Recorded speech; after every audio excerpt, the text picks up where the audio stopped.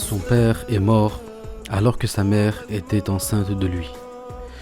Puis sa mère est morte alors qu'il n'était encore qu'un enfant. Et pourtant, malgré ses épreuves, il est devenu un jeune homme honnête et véridique, au point que les habitants de sa ville le surnommaient As-Sadiq Al-Amin, le véridique, le digne de confiance. Élevé au sein d'un peuple qui adorait les idoles, il n'a pourtant jamais adoré autre que Allah Azza wa Jal. Nous vous racontons la suite de la biographie du prophète Muhammad sallallahu alayhi wa sallam, de son enfance jusqu'à la révélation.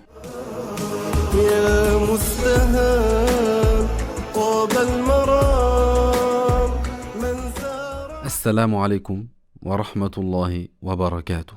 Bienvenue à toutes et à tous. Le prophète Muhammad sallallahu alayhi wa sallam est un modèle, un homme exemplaire, que ce soit dans sa vie privée ou en public. Il a toujours fait preuve d'excellence de comportement. Il prenait des décisions sages en toutes circonstances.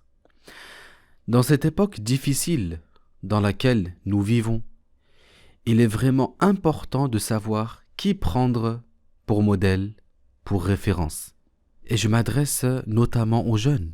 Regardez le prophète Muhammad sallallahu alayhi wa sallam, Abu Bakr, Omar, Othman, Ali, la dame Fatima ou encore la dame Aïcha. Voici là des gens qui méritent d'être pris pour modèle, des gens qui méritent qu'on les imite et qu'on cherche à leur ressembler dans nos faits et gestes, dans notre manière de parler, de marcher et même de nous habiller. Et le meilleur de ceux qu'on nous recherche à suivre, c'est le prophète Muhammad sallallahu alayhi wa sallam. Et pour pouvoir suivre son exemple, il faut savoir comment il a vécu. Donc, en ce mois de Ramadan, on a souhaité vous rappeler qui était notre prophète alayhi salatu wassalam. Donc, Inch'Allah, on continue la biographie du prophète et on va aborder quelques faits importants qui ont eu lieu avant la descente de la révélation sur notre prophète alayhi salatu wassalam.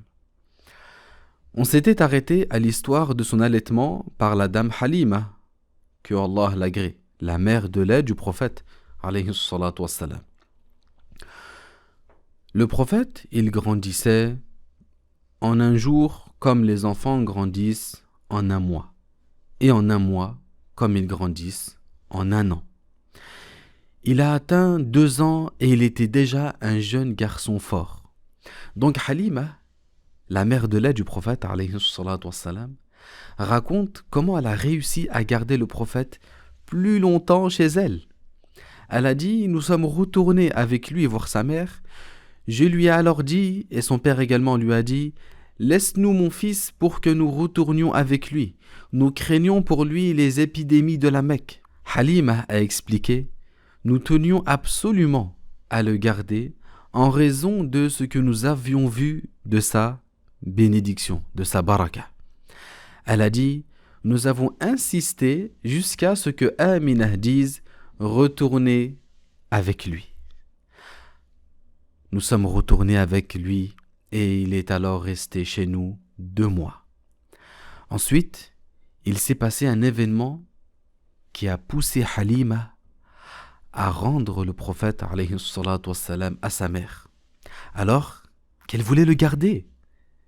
Halima a dit: un jour, alors que son frère et lui étaient par derrière les maisons, faisant paître le troupeau pour nous, son frère est revenu précipitamment et il nous a dit, à son père et à moi: allez voir mon frère le Qurashi. 2 hommes sont venus à lui, l'ont allongé et lui ont ouvert la poitrine.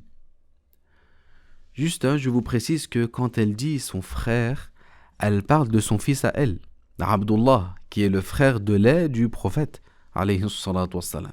Et donc la dame Halima continue son récit en disant: nous sommes sortis en hâte et nous l'avons rejoint. Il était debout, le teint pâle, et son père l'a pris dans ses bras, c'est-à-dire son père de lait. Et j'ai fait également la même chose. Et nous avons dit, « Oh mon fils, que t'est-il arrivé ?» Et il a dit, alayhi salatu wassalam, « Deux hommes sont venus à moi, ils étaient vêtus de blanc, ils m'ont allongé et ouvert la poitrine. Je jure par Allah que je ne sais pas ce qu'ils ont fait. » En fait, les deux hommes, c'étaient deux anges. L'un d'entre eux était Jibril, alayhi salam. Ils portaient des vêtements blancs et ils étaient venus avec une cuvette en or. Jibril l'a pris, l'a mis à terre, il a ouvert sa poitrine et a extrait son cœur, duquel il a extrait un caillot de sang et il a dit « Ceci est la part du diable que l'on a extraite de toi », à savoir le caillot de sang par lequel d'habitude le diable entre pour insuffler les idées dans le cœur des gens. Puis ils ont lavé sa poitrine et son cœur, qu'ils ont ensuite remis en place. Puis ils ont cicatrisé l'endroit de l'ouverture.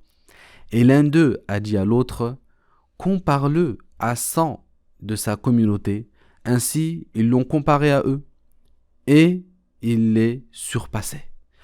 Puis il lui a dit, « Laisse-le donc, car même si tu le comparais à sa communauté, il la surpasserait. » Mais Halima et son mari ne savaient pas réellement ce qui s'était passé.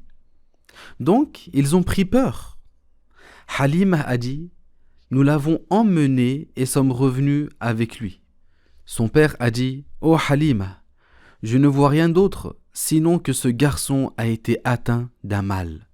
Prépare-toi à partir, qu'on le rende à sa famille, avant que n'arrive encore ce que nous craignons pour lui. » Et Halima a dit, « Nous sommes retournés avec lui. » Et sa mère Amina leur a dit, « Mais qu'est-ce qui vous a poussé à me le rendre, alors que vous teniez absolument auparavant à le reprendre ?»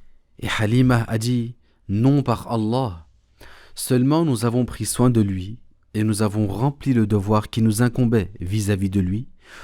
Puis nous avons eu peur pour lui, qu'il ne lui arrive quelque chose, et nous nous sommes dit qu'il valait mieux qu'il soit dans sa famille. » Sa mère a dit, « Par Allah, je ne vois pas que c'est la véritable raison. Alors dites-moi ce qui vous est arrivé, à vous et à lui. » Et Halima a dit, « Par Allah, elle n'a cessé d'insister auprès de nous jusqu'à que nous l'informions de ce qui lui était arrivé. » Et Amina radhiyallahu anha a dit, « Vous avez eu peur à son sujet ? Non, par Allah. Mon fils que voici aura une grande destinée. Ne voulez-vous pas que je vous en informe ? Je l'ai porté dans mon ventre et je n'ai pas vu de grossesse aussi aisée et pleine de bénédictions que celle-ci. Puis j'ai vu une lumière et c'est comme si une étoile filante était sortie de moi. Lorsque j'ai accouché, il n'est pas sorti de mon ventre comme sortent les bébés, mais il avait les mains posées à terre et la tête relevée vers le ciel. Laissez-le donc et retournez à vos occupations. » Et les années sont passées et le prophète alayhi salatu wassalam vivait avec sa mère chez son grand-père. Et quand il avait environ 6 ans, sa mère, la sainte Amina, est morte. Et comme vous le savez, le prophète alayhi salatu wassalam a grandi orphelin. C'est son grand-père, Abdul Muttalib, qui l'a pris en charge. Puis son oncle paternel, Abu Talib, fils de Abdul Muttalib, à la mort de celui-ci. Les gens de la Mecque avaient l'habitude de faire du commerce avec les pays du Cham. Lorsque le prophète alayhi salatu wassalam a eu 12 ans, il est parti avec son oncle paternel, Abu Talib, dans un voyage commercial vers le Cham. Et arrivé à Bousra, c'est une ville se trouvant au sud-ouest de la Syrie, l'ermite Bahira l'a aperçu et l'a reconnu. Il est venu à lui, l'a pris par la main et a dit, « C'est le maître des créatures, c'est le messager du Seigneur des créatures. celui que Allah envoie comme miséricorde pour les créatures. Bahira connaissait la description de Muhammad telle qu'elle est détaillée dans les livres anciens, l'Évangile et la Torah authentique. Chaque prophète a annoncé la bonne nouvelle de la venue d'un prophète possédant des caractéristiques spécifiques et tous ces prophètes ont eu foi en lui. Lorsque l'ermite Bahira a vu la caravane de Quraysh faire halte près de lui, qu'est-ce qu'il a vu? Il a vu les arbres se prosterner. Et grâce à la connaissance qu'il a acquise dans les livres anciens, indiquant que l'arbre ne se prosterne que pour les prophètes, il a alors dit: il y a dans cette caravane un prophète annoncé par les prophètes antérieurs. Il a aussi vu un nuage ombrager le prophète, alayhi salatu wassalam. Alors il est descendu et les a scrutés. En plus, Bahira savait que le dernier des prophètes avait entre ses omoplates le sceau des prophètes.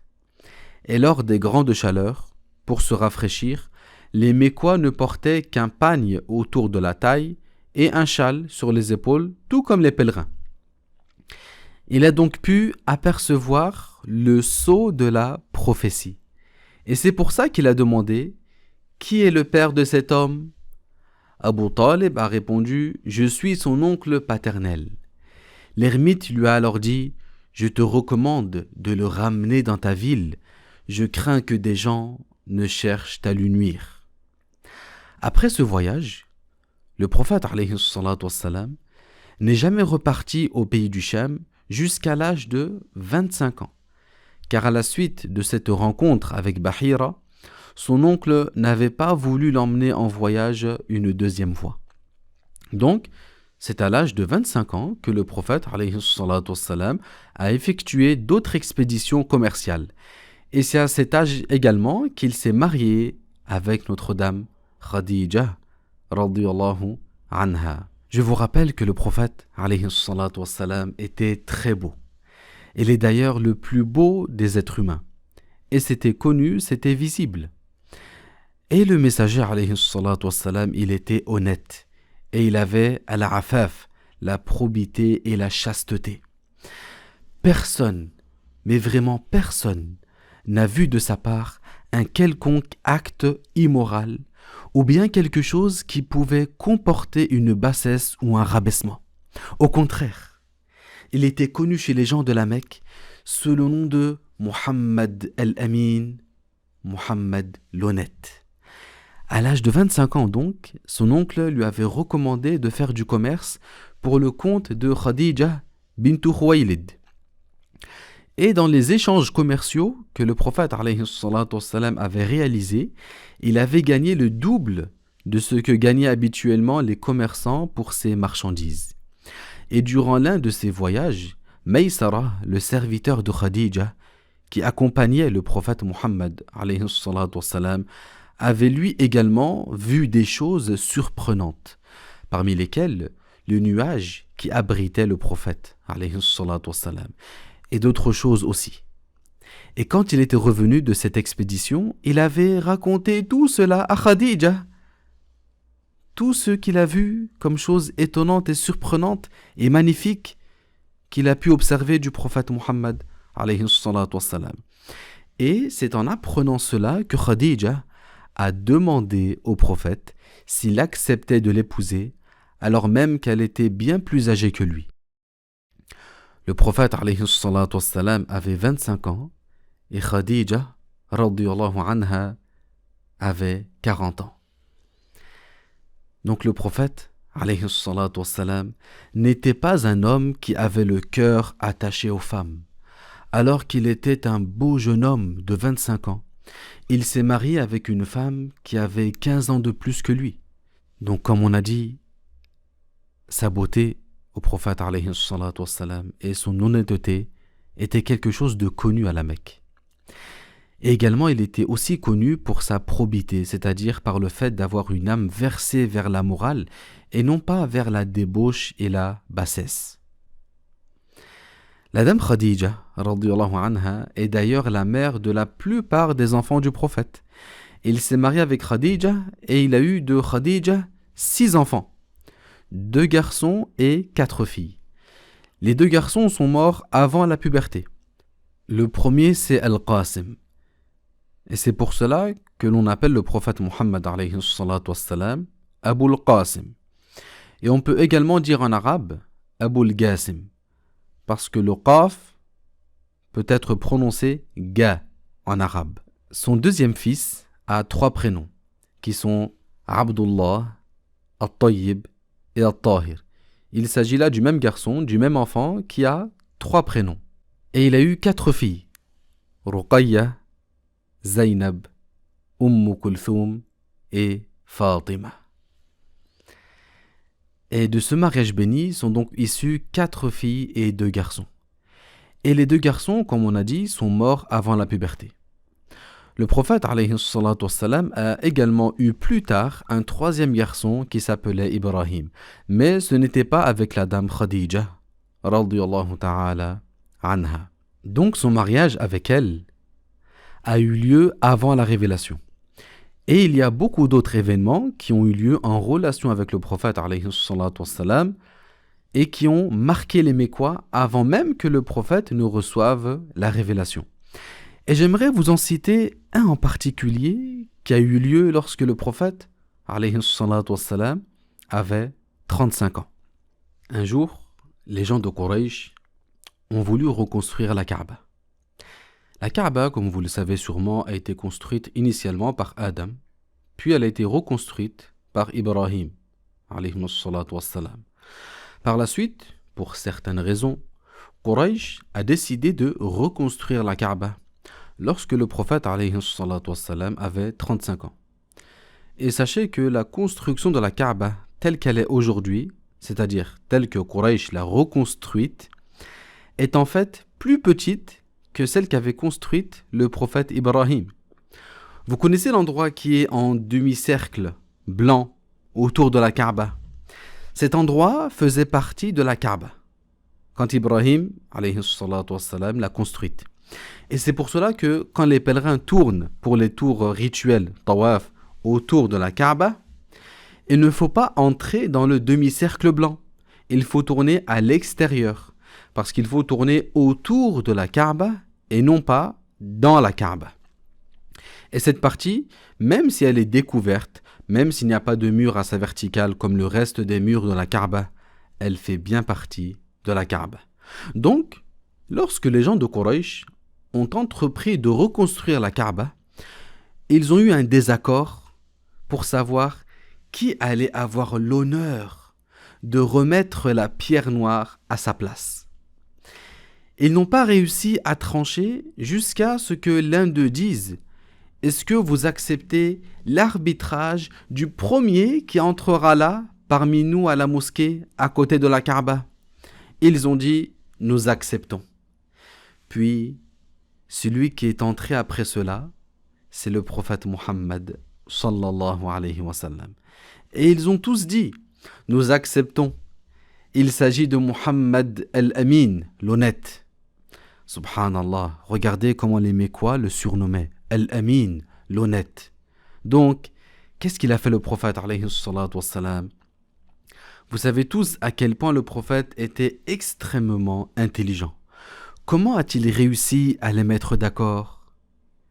Le prophète alayhi salatu wassalam a pris un drap qu'il portait sur les épaules et l'a mis par terre.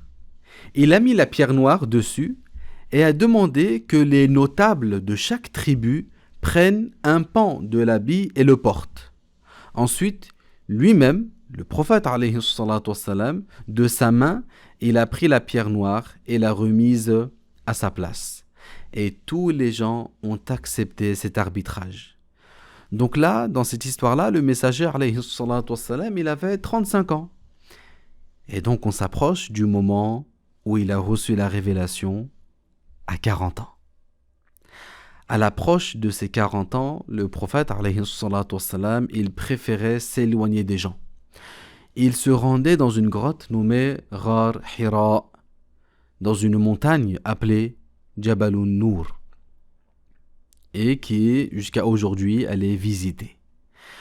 Le prophète alayhi salatu wassalam allait là-bas passer 1 mois par an pour méditer et vénérer Allah Azza wa Jal avant même d'avoir reçu la révélation. Oui, parce que les prophètes grandissent en ayant la foi en Allah.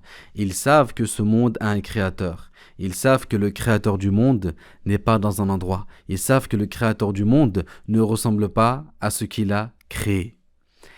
Et donc, le prophète, alayhi salatu wassalam, comme tous les prophètes et les messagers, avant même de recevoir la révélation, ils glorifient le créateur par leur cœur. Et le prophète, alayhi salatu wassalam, allait dans cette grotte pour méditer et vénérer Allah Azza wa Jal, et il y restait tout 1 mois. Il emmenait avec lui les provisions dont il avait besoin, puis il revenait chez lui une fois le mois écoulé. Et donc là, on arrive au moment que vous attendez sûrement avec impatience. Je vais vous raconter comment a eu lieu la révélation. La rencontre, cette magnifique rencontre entre l'ange Jibril, alayhi salam, et le prophète Muhammad, sallallahu alayhi wa sallam. Un jour, écoutez bien cette histoire-là, elle est importante et magnifique, subhanallah. Un jour, le prophète, alayhi salatu wassalam, alors qu'il avait atteint 40 ans et qu'il se trouvait dans la grotte de Hira, l'ange Jibril, Gabriel, est venu à lui. L'ange Jibril l'a pris et l'a serré contre lui. Vous savez pourquoi il a fait ça? Vous savez pourquoi l'ange Jibril a pris le prophète dans ses bras et l'a serré contre lui? Bien sûr, il y a une raison. Parce que l'ange Jibril a transmis ainsi au prophète, alayhi salatu wassalam, une force. Et il lui a donné une force, la force de recevoir la révélation. Il l'a renforcée pour la recevoir. Il allait voir des choses extraordinaires. Il allait être confronté aux choses spirituelles et aux choses de l'au-delà et à des choses extraordinaires. Alors, Allah Ta'ala a ordonné à l'ange Jibril de transmettre la force de supporter cela au prophète Muhammad sallallahu alayhi wa sallam. Ce qui a été réalisé quand il l'a pris et l'a serré contre lui. Après cela, l'ange Jibril a dit au prophète alayhi salatu wassalam, Iqra, qui veut dire récite. Al-qira'a ici, c'est la récitation et ce n'est pas la lecture. L'ange Jibril n'a pas donné au prophète alayhi salatu wassalam un livre en lui disant Iqra, lis ce qu'il y a dans ce livre. Non, ce n'est pas cela. Il lui a dit Iqra, récite, c'est-à-dire Qul, dis. Alors le prophète alayhi salatu wassalam lui a répondu Ma ana biqari, ce qui veut dire qu'est-ce que je vais réciter?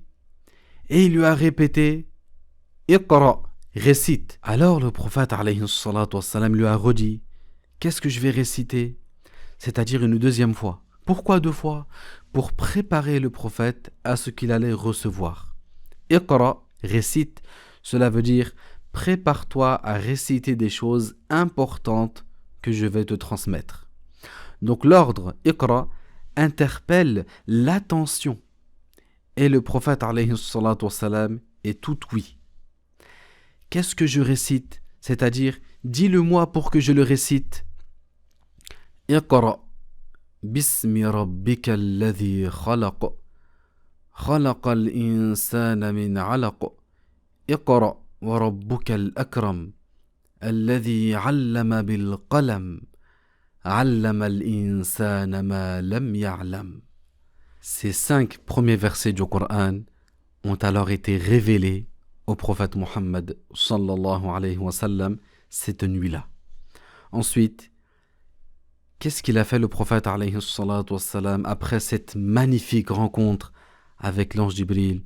Eh bien, c'est ce qu'on verra dans notre prochaine vidéo consacrée à la biographie du meilleur être créé, notre bien-aimé le prophète Muhammad sallallahu alayhi wa sallam. Taqabbalallahu ta'atikum, que Allah agrée votre jeûne.